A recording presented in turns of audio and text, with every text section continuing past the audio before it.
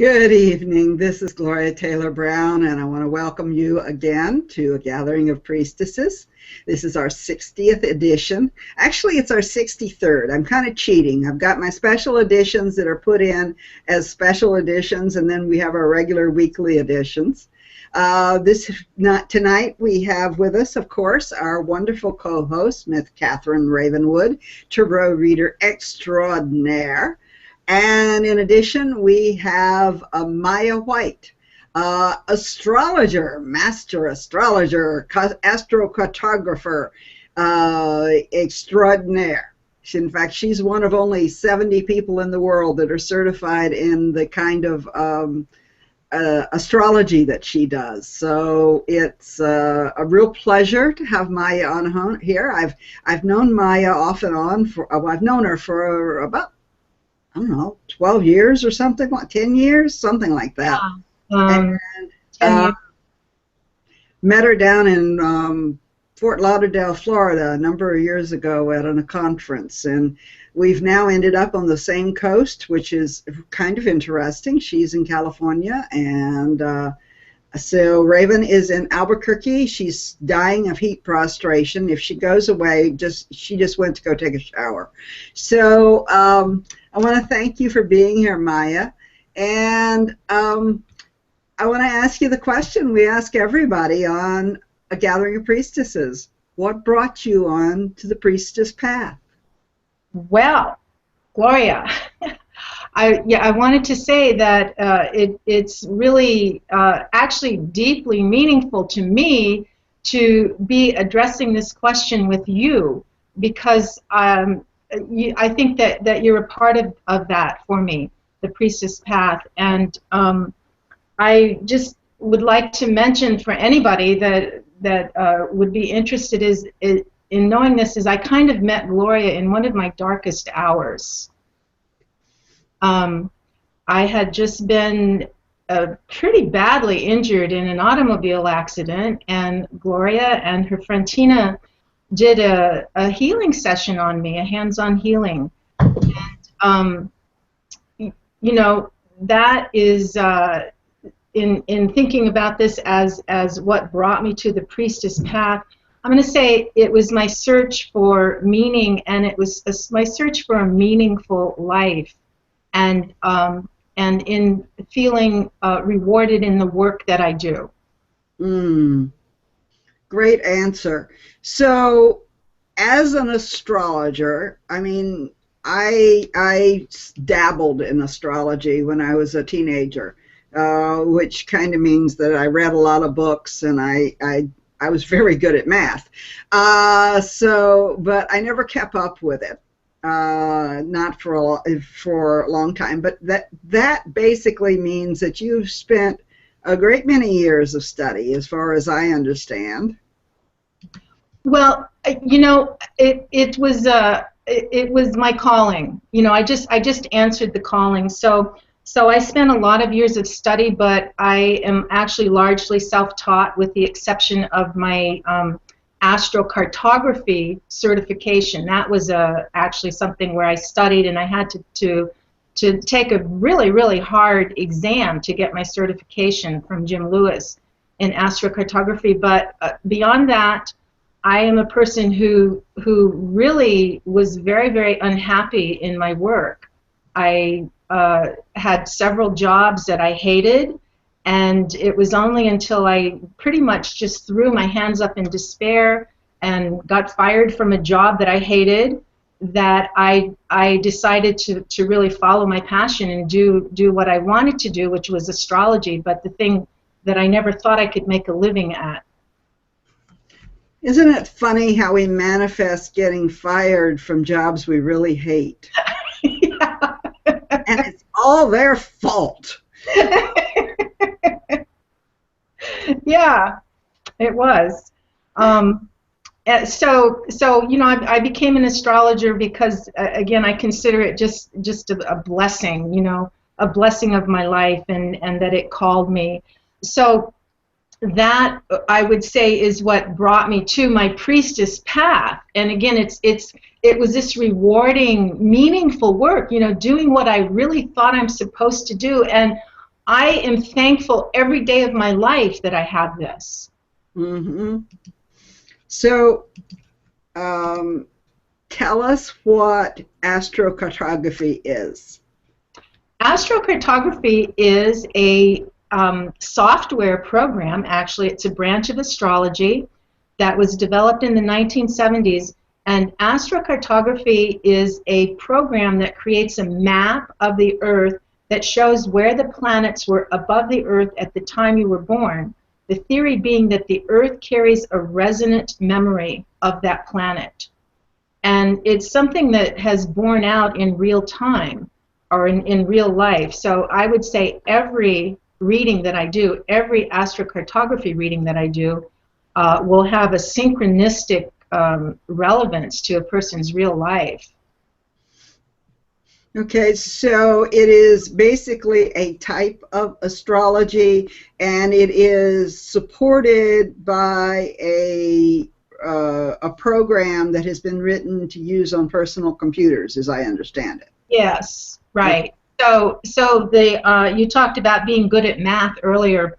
Basically, what Jim Lewis did, the guy who invented astrocartography, is in the 1970s, he created a software program that did literally thousands of calculations and would calculate automatically hundreds of thousands of charts, astrology charts. So it's a brilliant innovation, really, in astrology, and in, again, just if you go back to this idea that it shows where the planets were above the Earth, how they influence the Earth, and it's unique for each person. So, you know, people can find a good or not good places, and I don't think everybody has one unique place that's perfect. Some people do, not everybody does. But it gives you, just like any other type of astrology does, it gives you some guidelines as to, you know, what direction to go to.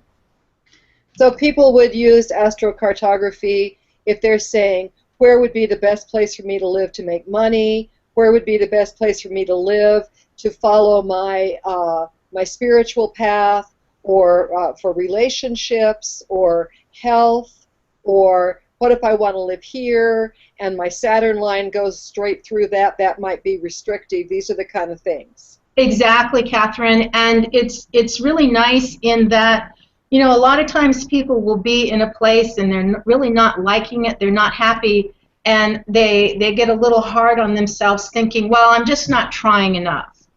You know, it's me, and sometimes it is, but oftentimes it is the place. And yeah, a Saturn zone will carry those influences of Saturn. So Saturn can be good if you want to go someplace and, let's say, achieve a goal. You want to go to a university and earn a degree. Saturn will help you do that, but it might not be the best place to go to find love. If you want love, you're going to go more to a Venus zone or a Jupiter, even Uranus, you know, getting something a little more juicy and fun. I would be willing to bet my Saturn line goes through Washington, D.C. Got a degree, divorced a husband. There you go. And we won't go into whatever else I did in Washington, D.C. I don't know if the statute of limitations has run out. So basically, if we look at this from a dynamic viewpoint, what we're saying is that there are certain zones that, for example, a Jupiter zone on the planet is going to be best for what? Making money? Jupiter zone is going to be good for earning money. It's also going to be good for the other aspects of Jupiter, which are growth, expansion, prosperity. So even the idea of creating wealth, right, as opposed to just earning money. And Jupiter is also really about your taking rulership of your own life.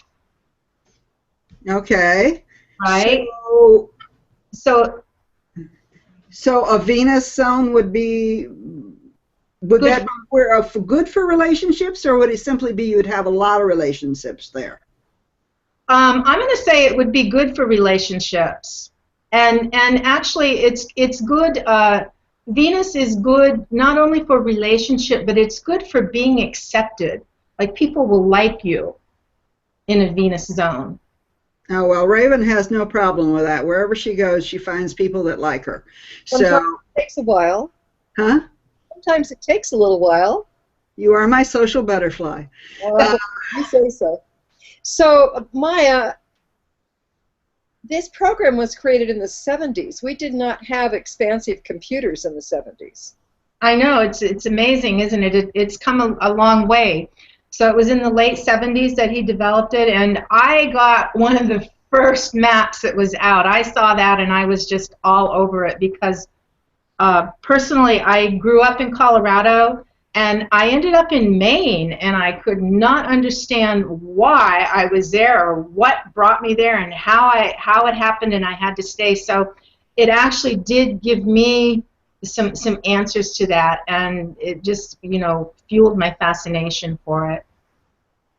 Okay, so one of the things we were talking a little bit about in the green room is that right now we have a huge number of planets that are retrograde.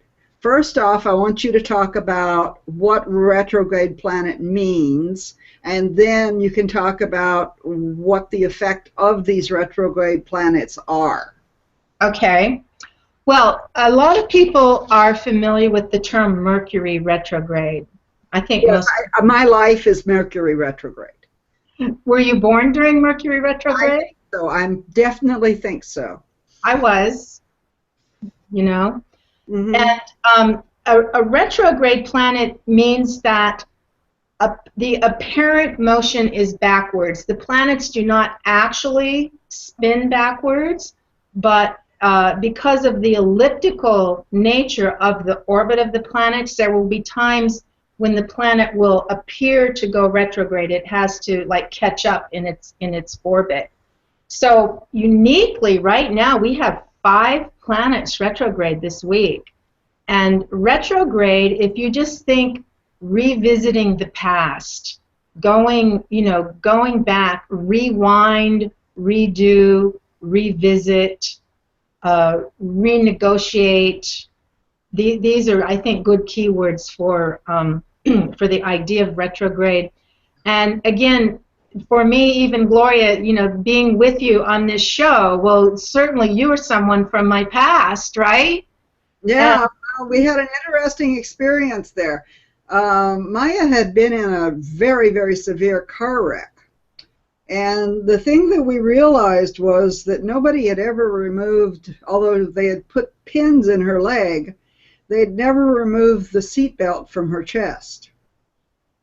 And that was what Tina and I did, was remove the etheric seatbelt that was still, I remember you said you were bruised severely across your chest from the seatbelt. And yeah. I remember that vividly, removing that seatbelt. And I also always remember, you know, the story about how you were hit by, I guess he was a drunk driver that came up the off-ramp the wrong way. And that's, to me, is like, it's a nightmare. I don't care. I mean, to see something like that coming at you and know you can't avoid it, you know, your body has to be preparing for that disaster that's going to occur in the next 30 seconds or less. Oh, yeah. It was incredibly painful. And again, you know, just so and it took a long time to heal from that. Mm-hmm. But again, just this idea of like Venus is retrograde. So here, for me, somebody beautiful who was loving to me in my past has resurfaced, has come up, you know. Again, that to me is kind of a good Venus retrograde event. And that's what happens a lot when things are retrograde. It means that energetically, when especially so many planets are retrograde, that we are refining, you know, resurfacing our soul. So Venus retrograde, as it is now, and I have the dates here. Venus is retrograde from now until September 2nd. That's a long time. Couple months, yeah. And one of the things, like Venus retrograde will bring up people from your past. I think also when Venus is retrograde is it's a time to be a bit conservative in spending money. Like you don't want to put this big outlay of cash because Venus is retrograde. It can kind of slow down the flow of income. So it's a time when you more want to kind of shore up your defenses and, you know, solidify things. Also, Neptune is retrograde, and I have the dates here.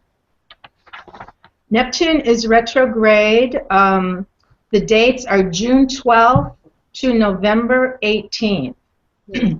And my keyword for this is I said clear vision. You know, it's a time when people can really clear their head.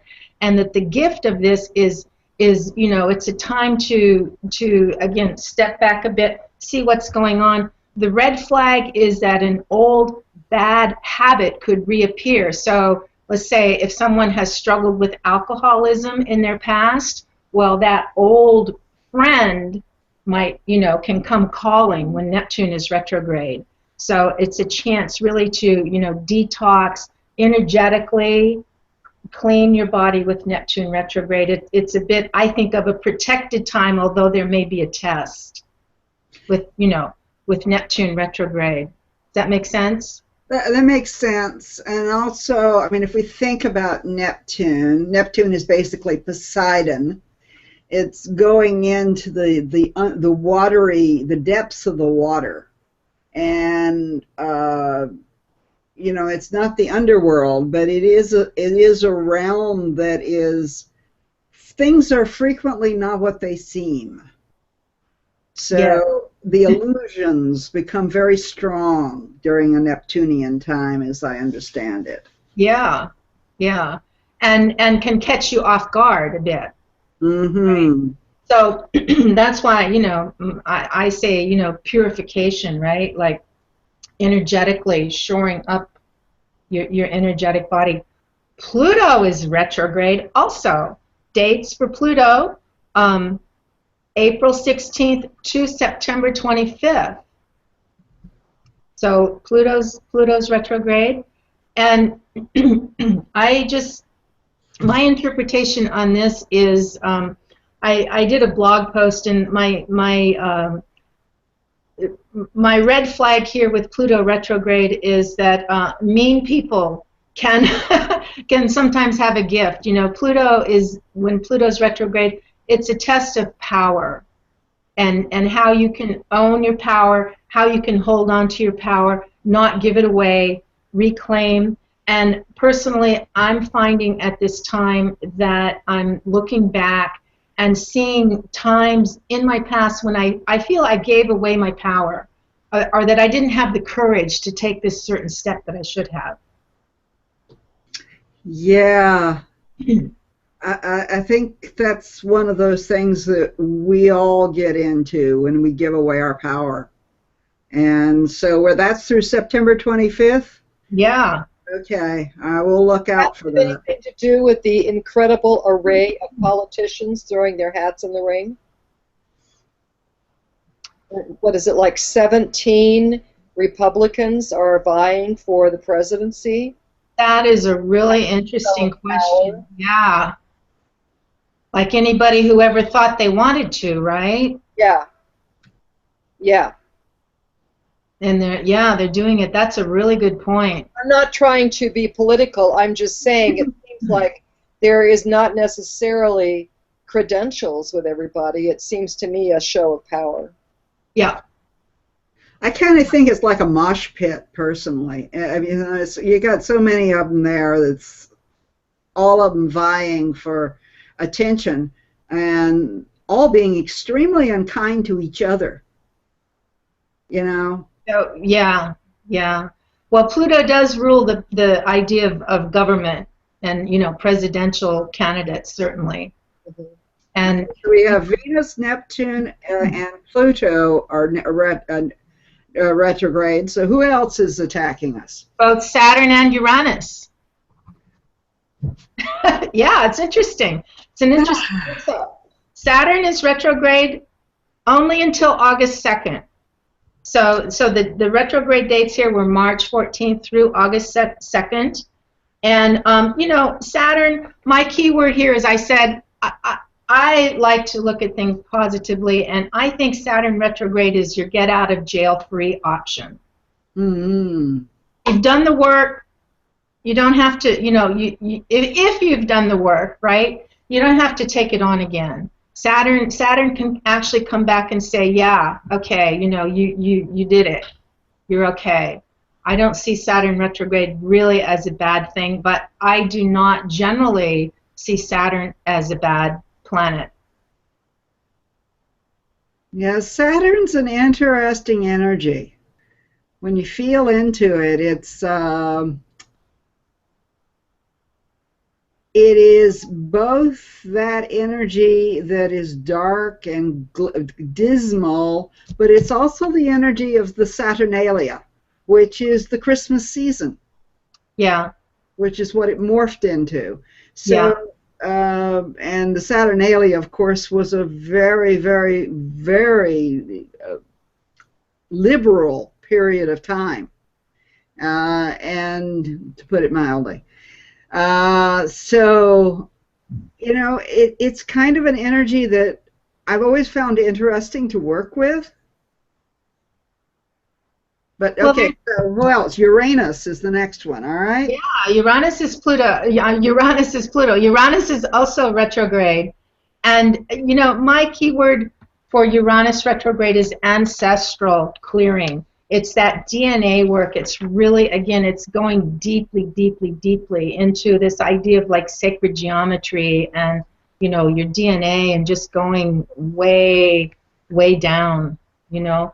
That is July 25th through December 26th are the dates for Uranus retrograde. So that just, Uranus just stationed last weekend, going retrograde. And yeah, again, to me, that, you know, the retrograde can be a positive time in terms of inner work, clearing your history, clearing your cache, so to speak, right? Mm-hmm. You know, your personal cache. And it's okay and it's gentle, but it can be frustrating. Catherine, you said you felt some retrograde issues, right? Right. Right. I've been having, and I don't know which one it is, but I've been having a lot of things associated with like my car or the alarm system where I work. It just seems like things are not quite breaking, but require attention, and they're expensive. So there's been multiple issues around the alarm and sensors that's been going on for a couple weeks, and then like everything with my car happened. My swamp cooler motor broke, you know, I mean, it's like things like that are going on, and none of them is horrible, but it's all expensive. Well, that might be the Venus. Ah. Right? The outlay of, yeah, having to outlay the money. Yeah. To fix Terry wants to know, can all the planetary activity have something to do with the talk about economic chaos and fall coming soon, speculatively? In other words, I think she means the economic fall.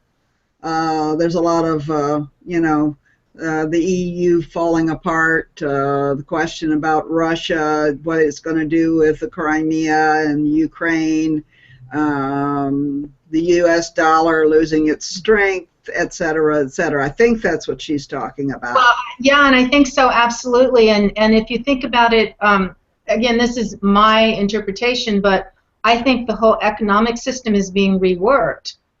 There's a good case for that. I think in October there's a plan to really change a lot of the agreements that were made at the Bretton Woods conference in, I think, what was that, 1928, 29, when, you know, a lot of this financial world or financial framework was set up, and that's very much up now for renegotiation and change. And wouldn't a time when these outer planets are retrograde be a time that would be reworked or redone? Well, it's interesting. The end of September, all but Neptune will be direct again. So we'll be primarily under the influence of Neptune at that point. But that Neptunian influence is still sort of pulling things down into the depths, I would think. Mm-hmm. And won't it get stronger once it's the only one retrograde? Uranus also. Oh, yeah, okay. until the end of the year, we have Uranus. Uranus stays retrograde. So, yeah, you know, renegotiation of the world economic system. But that's two other aspects. That is this Uranus square Pluto that's been developing now for 4 years. Mm-hmm. That's, you know, we're actually still under that. And at the very end of this year, we have a Neptune-Saturn square developing. And, yeah, Gloria's, I know.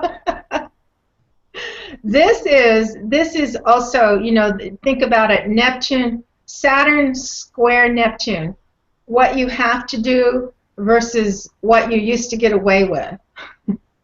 Wow. Well, you know, one of the things that is going on right now is everybody thinks that the whole foreclosure thing is over because it looks like there's not very much product out on the marketplace. But the truth of the matter is that there is this huge, vast number, and we don't know how many, of foreclosures that the banks have not done. And they figure they are going to be forced into actually going ahead and doing those foreclosures probably in the fall. They are they're trying to hold off until after the election. But the truth is they need to do this. I mean, California is the only state that has instituted a program where basically mandated that the banks renegotiate loans with people. But the rest of the country has a huge number of people that are living in their houses going, I haven't paid a payment in 4 years, and one of these days they're going to call me. Well, there's a Saturn square Neptune also. Mm-hmm. You know, the bank comes calling. Saturn comes calling on not having paid your mortgage for 4 years. Well, it's also, and the other thing they're saying is a lot of people who were financially better off and managed to ride out the 2008 recession, depression, and did fairly well, and didn't lose anything. That a lot of those people have been riding on savings, and the savings are running out. Yeah. And they are people who've lost, a lot of them were upper management, executive type people who've now lost their jobs and have not been able to replace those very, very high income jobs. Whereas with the middle income, most of those people have been able to go back to work. But if you were making $250,000 a year or more and you lost your job in the 2008-2009 fallout, there's a lot of those people that theoretically are retired, but actually they're in their mid-60s and they expected to work a few more years. Yeah. Yeah. Gloria did not plan well. How long do we have on this show? We have an hour. Okay, great. I wanted to be sure. I have a question for you, Maya. Yes. With all of these, maybe you can talk about this. I mean, we all have our own natal charts. We all have our own aspects that are going on in our charts, which are bouncing off against what's happening in the cosmos generally. And so if you are fortunate enough to have done your astrocartography and you're living in an ideal place, let's just say it's the best possible place you could be. Let's just, whatever that is. What kind of, shall we say, protection does that give you from all of this massive cosmic energy that's beaming down on all of us? Do you understand what I'm saying? Sure. That's a really good question, Catherine, and it takes me, I think, into the other thing I really wanted to talk about on this show, and that is even going back to this idea of, you know, what brought me to the priestess path, and how does anyone find empowerment in their, you know, in their life. And the other gift of astrology is finding, you know, your soul purpose. And one of the parts of a person's birth chart that I'm absolutely fascinated with, and I'm adamant that it is so critically important, is what is called the North Node. Are you familiar with that term? Mm-hmm. Yeah. Explain it for our audience. Sure. The North Node on the here, and I'm sure she knows everything about this. She says she met you in Maine, and hello. But everybody else, you need to explain the North Node to. Yeah, hi. The North Node is it's a mathematically calculated point between the sun and the moon, and then where it fits into your chart between the ascendant, so the time of birth. So the North Node is it is a signature of why was I born. I like to describe the North Node as the right answer to any question that you might have in astrology if you really understand what your North Node is. So, Catherine, back to location, I think absolutely location can help you, but even more than that, you need to know your basic natal chart. You need to know, you know, where is your North Node? What is that right answer to any question? And the North Node is a signature of your life purpose. It's showing you, you know, what did I come into this lifetime to learn about? And it is always opposite what's called the South Node. The South Node is considered to be your karmic past. What have I mastered? And negatively, it's your default. What's that bad old thing that I always go back to doing? Could be the South Node. Whereas the North Node is, you know, what am I supposed to learn? And if somebody just has just that information and that understanding about their birth chart, that is, to me, it's like it's your North Star, it's your guiding light. Well, that's awesome. Thank you. Well, Raven has a course called Spiritual Directions, which is basically understanding how the directions themselves can affect your life and how working with the directions. And when you're working with the South, you're generally working with karmic issues, because you're generally, Raven, I'll let you go ahead with that, rather than me trying to explain. Raven, tell me, I'd love to hear about this. Well, I never thought of the South as karmic issues, but it is the place where it's coyote, and it's relationships, and it's the mirror where we see ourselves and other people. So in the East, we get that perspective vision of the eagle who's flying way up high, and you get the great big picture. And then in the South, it comes down right in your face. The little mouse, coyote trips you and knocks you down, and we're forced to see what's right in front of us. And also, I think the South is a place where you are just rushing into the experience of life. You're not necessarily processing anything. You're just out there exploring, experiencing, sticking your foot in your mouth constantly. And there's a lot of joy and celebration. There's a lot of passion. It's fire. So to me, it could be karma. I just never thought of it that way, but it's really where we get tripped up and have to look at things. Then when we move into the West, we start to process. The South is full sun. So there's no shadow. You're always exposed. You're always vulnerable. Then when you move into the West, you step into the shadows, you get a break, and you can process things. But the South is full on sun. You're exposed all the time. And So how about the North? that could very much be karmic. What's that? How about the North? The North is the place of winter, at least on this continent, so it's dark. It's quiet. In the West, we're kind of letting go of things, and in the North, we experience death.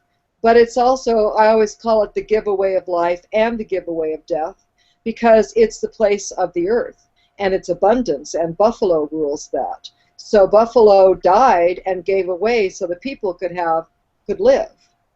So in the North, we have that giveaway of abundance that supports us. We have the earth. We have this ancient, timeless feeling of this has gone on way longer than any of us have been here. So it's wisdom, it's teachings of ancestors, it's your DNA, it's your family, it's your rituals, teachings, the guides show up. And it's really the place of being quiet, where all the things you've learned in the East, the South, and the West, now you have a chance to listen. And it's inactive because it's winter, at least, like I say, on this continent. So it's winter, it's very quiet, you're listening, the ground is barren, fallow, nothing's really growing, and it's dark. Okay, this is how I think it would interface with the nodes in astrology, is that a person could see where the nodes fall in their chart, like what sector of the chart is the node, is the north node in the west and the south node in the east. Yeah. I forget where mine is. I'm thinking mine's in the 7th house, but I'm not sure. I'd have to run, get it, and look. I don't remember right now. Yeah. Well, just generally, just from pure astrology, if either the north or the south node were in the 7th house, you would be a relationship. That would be the lesson and the relationship idea and that of self versus others. And depending on what the orientation was, it would be. So an example of when I say in astrology that it's the right answer to any question, if a person had their north node in house number 1, their south node would be in house number 7. So if they came to a point in life where, am I supposed to go to college, or am I supposed to stay here and, stay in this marriage that is really not, it's over, it's done. Well, the answer is no, you're supposed to go to college, your north node is pointing to self-development, versus, let's say somebody had their north node in house number 7. It could be a different answer. The answer could be, no, you're supposed to learn about relationship. And if you're in a marriage, you're probably not supposed to abandon maybe your children, and go to university. So it's a critical way, but I guess the point is knowing this information, and I think even, of course, with Catherine, using this idea of the directions, this gives you your personal power and how everyone develops their own priestess path, right? They find their power, they find their joy, their meaning, their purpose. That's very interesting. A lot of people don't talk about the nodes. And they always show up. You get a chart done, they always show up. But not a lot of people can really talk to you about them. They don't understand them, I don't think. Oh, they're rich. That's very powerful information. Yeah. Of course, when we get done, I'm going to run get my chart and find out. Yeah, to see where they are. And then I would say also another really, really very interesting point in a person's birth chart is the Lilith, the dark moon Lilith. So talk more about that. Yes. Lilith is, in mythology, was the first wife of Adam. She was, or the kind of, one of the primal female archetypes. And the story of Lilith is that she really wanted to be equal. She wanted to have her freedom and her own self-determination and respect. And where Lilith is in your chart, again, your astrological chart, is usually it's a bit of a blind spot. It's a place where you might think you're doing the right thing, but you're not, or you're doing something to fulfill the expectation of others.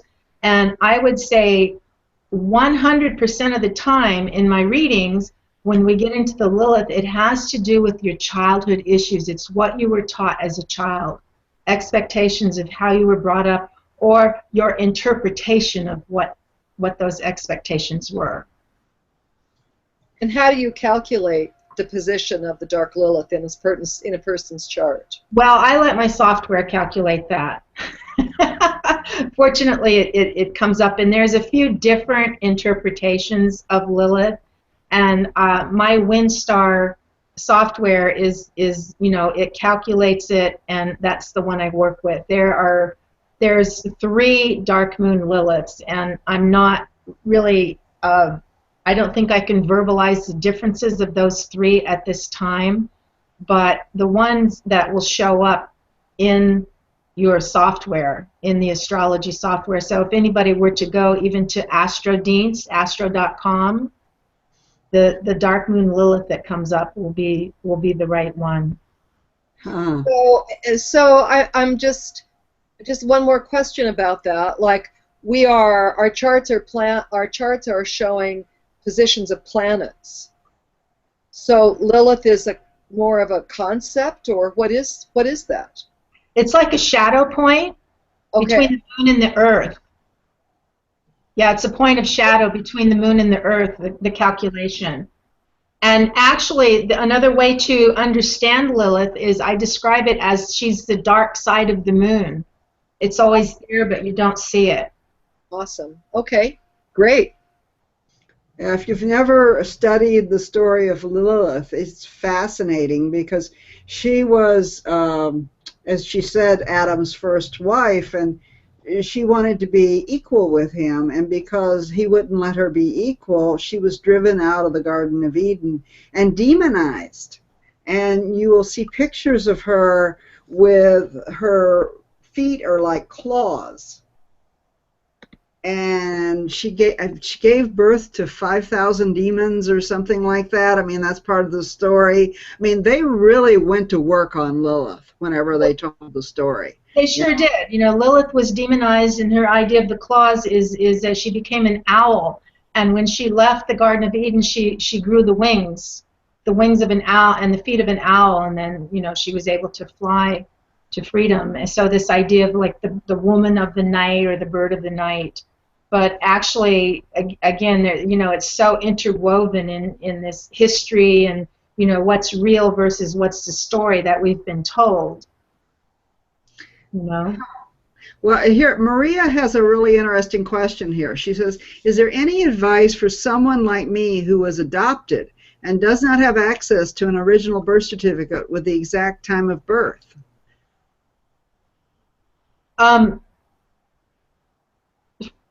Is she missing? My question would be, if you're missing just the time, that's not too bad. If it's only the time, if you have a date, even a date within a couple of days is good.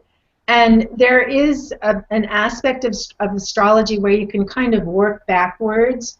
So just sitting and talking with her and asking her questions. So even I would ask her, to find out what we would calculate as her time of birth.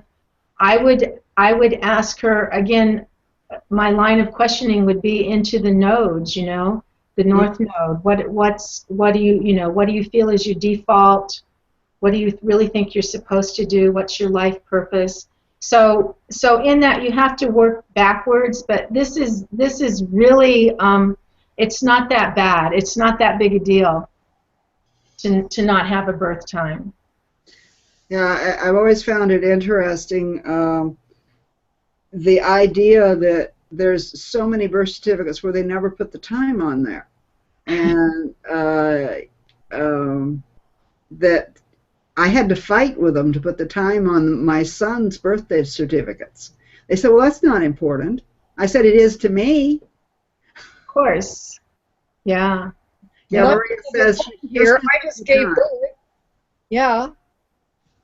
So you would be able to work that out within a reasonable way whenever you were working with her. Absolutely. Yeah. Okay. Well, now I want to go back to these, not just the North Node and all this other stuff, but the 5 planets that are retrograde right now. And so we've got that going on. We have our own personal chart issues which are going on, which we always have going on. And say that, for example, I had Venus in my first house, which I don't. But if I had Venus in my first house, would there be a more likelihood that I would be having trouble with self-identity during the time that Venus was retrograde? I'm going to say yes, there's a pretty good possibility that you would. But it would also be fine-tuned by determining what house the sign of Leo is in your chart, where that falls. You know, to get more specific. Okay, so I have Venus in the 10th in Leo. Okay. So when Venus is in retrograde, what does that mean? Wow, Catherine, that's awesome. Put me on stage, baby. Give me the microphone. If there's a microphone, hand it to me, please. Gee, that's amazing. Yeah. So I'm going to say Venus retrograde in your 10th house in Leo. I would say go back and look at something that you used to do. This is a revitalization. You know, you can make this work out really well for you. You may feel as though it's a bit of a setback. Maybe something you thought you were going to do doesn't work out, but the reason why is there's something better coming. Or people, skills. Has anybody from your past come to revisit? No. Or anything you used to do, or anything you wanted to do, or an opportunity that you passed up? When did it go retrograde? Not that long ago. I think the 25th over the weekend. Oh no, not since it's gone retrograde. No. Okay. Well, you've got a couple months here, and the other idea of the 10th house, like you said, you're having all these problems. And these are kind of, the 10th house it's your career, but it's everything that's visible, it's out there, it's what you can't hide, right? So you're getting like what you're getting, I would say, is like Venus is kind of, it's twirling, right? It's stationing, it's standing still, coming back, giving you a little bit of problem. You're having to do an outlay of money, but perhaps by September when Venus goes direct, you'll have a new car. Oh, that'd be nice. Why not? I think I have Pluto in the 10th house too, so that's an interesting little. Okay. Well, I would think that people just want to absolutely adore you. So that's fine with me. Come on. I mean, that's a really beautiful. I told you she's my social butterfly. I see. You know, she tells me what she's going to go out and do on the weekend, and I have to go lay down and take a nap. Yeah. Yeah. So, well, what if you have? All right. Like you're talking about the 10th house. My 10th house is blank. There's nothing in it. Oh, that's your being invisible to the public, Gloria. Ah. You think so, Maya? Yes and no. Yeah. Yes and no. when there is not a planet in a house, it's really not that big a deal, because what we would do is we would find the planetary ruler of that sign. So what's the sign on that rules your 10th house? What's the Aquarius. Okay, so we want to find both Uranus. No, not Aquarius. The one before that, Sagittarius, Capricorn. Capricorn. Okay, so we want to find Saturn. We want to find where Saturn is in your chart, and that is going to give us commentary on your career sector, on your 10th house. And the first thing I would say is that you're going to have a long, successful career. I would say like you're in it, you know. When you're in, you're in. Is that true? Yeah, that's right. They usually refer to me as obsessive compulsive. But Saturn is in my fourth house. My fourth house, which is Cancer. But for years, Gloria ascribed to be as invisible as possible. Mm. She did not want people to know. She was very behind the scenes. And she didn't want people to know it was her doing it. And she's out now, so we can say that. There you go. Out of the closet. That's my baby. Yeah. She's working all the time. So you had to go through that process. You had to climb that Saturnian ladder, right? And then, you know, but yeah, it gives you great longevity, is what it does. And not having a planet there would be, so let's say somebody that had the sun in the 10th house may have found their career at a very young age. Hmm. You know, they didn't really even think about it. They were born into it. So they were born into a family. The father says, you're going to go to college, you're going to be a doctor. Right? I see.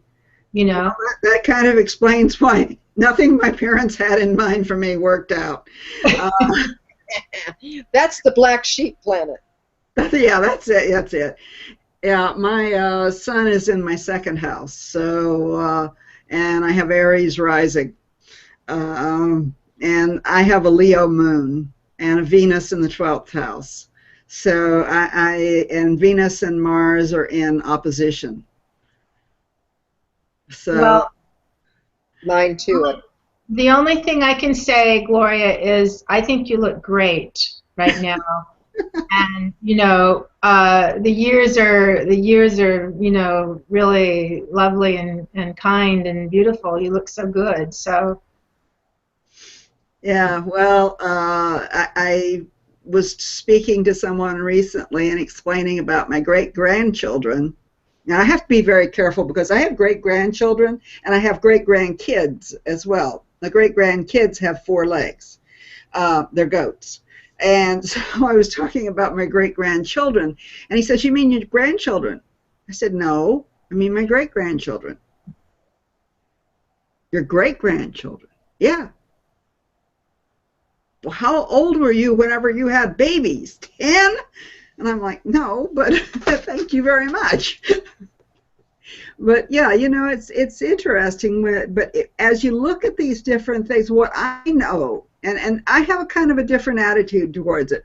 I do not believe, I will not let technology defeat me. I will not let astrology defeat me either.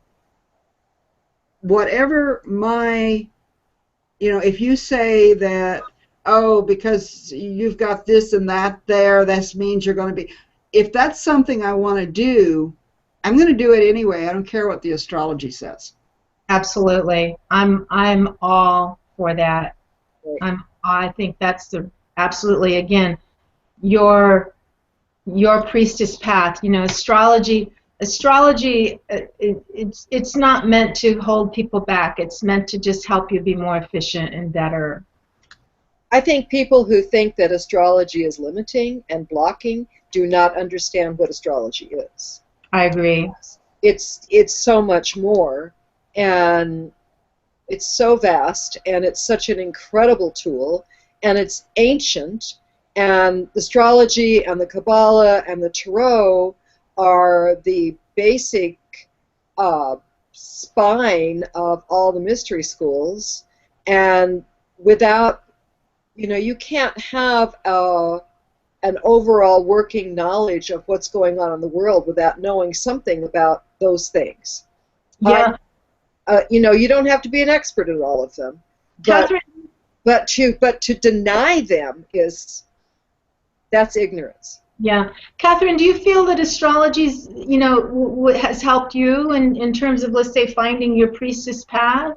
Oh, yes. Absolutely.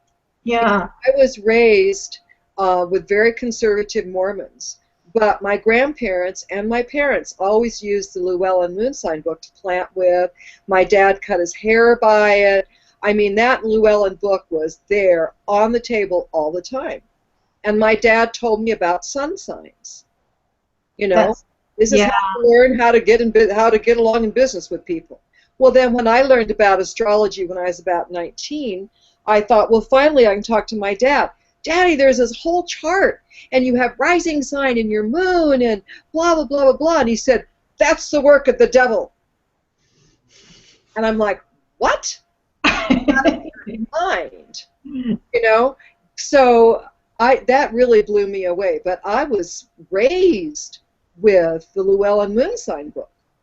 So but when I found out what was going on in my chart, it was huge, because the places that I thought I was a screw up, or, you know, other people had said, oh, that's not good, I found out those were either weaknesses that now I could understand, rather than I'm bad. This is just my nature, and I can help know what to do about that more. Or, hey, that I have Venus and Leo in the 10th house. That's a strength, you know? And I found it incredibly helpful. Yeah. Not that I've always made fabulous decisions, but I think it did help a great deal. And yeah. And I guess, you know, that would be, if there's a takeaway from this conversation, that would be the one I would really like to leave people with, is that I think astrology can, you know, that's the gift, and that's the beauty of astrology. And again, coming down to finding your own power, finding your own work, right? Yes. Finding your work, your true work, and work's not a bad word. It's your mastery, it's your gift, it's what you came here to do. I have a lot of stuff going on in the 9th house, and my whole life I've wanted to learn and study. I have Mercury there, I have my Sun there, and it's become apparent as I've learned more about what's going on that, you know, the 9th house is where it's at for me. Everything else just supports that, but that's my North Node. I'm sure is not there, but that's been my North Star, is that learning. And when I understood that, it was like it just opened up permission to pursue that. Yeah. And in regards to that, I have Jupiter and Venus in the 12th house. Oh, and I have always been absolutely consumed with finding out about the mysteries, to the point that a lot of other more practical things I'm not really that interested in. Yeah. Well, I would consider that the Jupiter and Venus in the 12th house is a great, it's the blessing of the gods. It's good karma, good luck. Good. I'm glad to hear that. It's the kiss of an angel.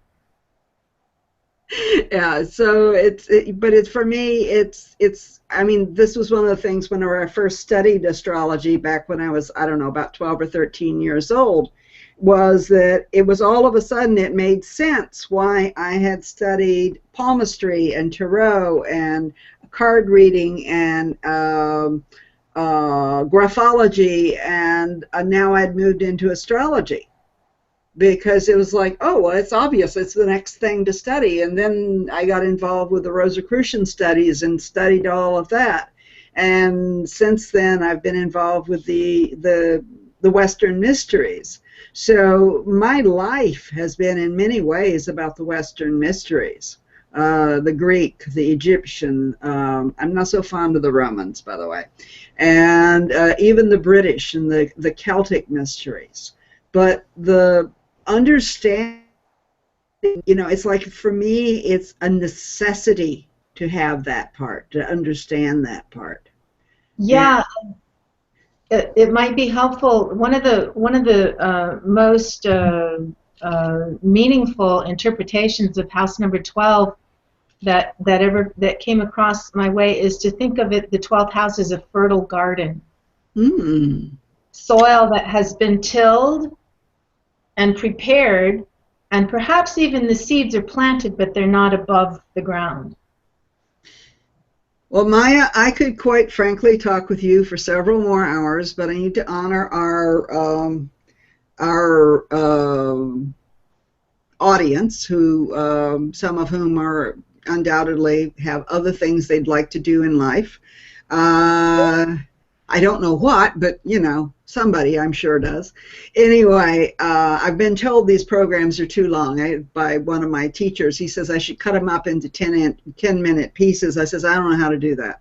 No, we So don't. anyway, I do want to mention, as I mentioned earlier, that Raven has her course on spiritual directions. She has the first 2 sections of it are now available, and that's from is it from the Mother House of the Goddess? Yes.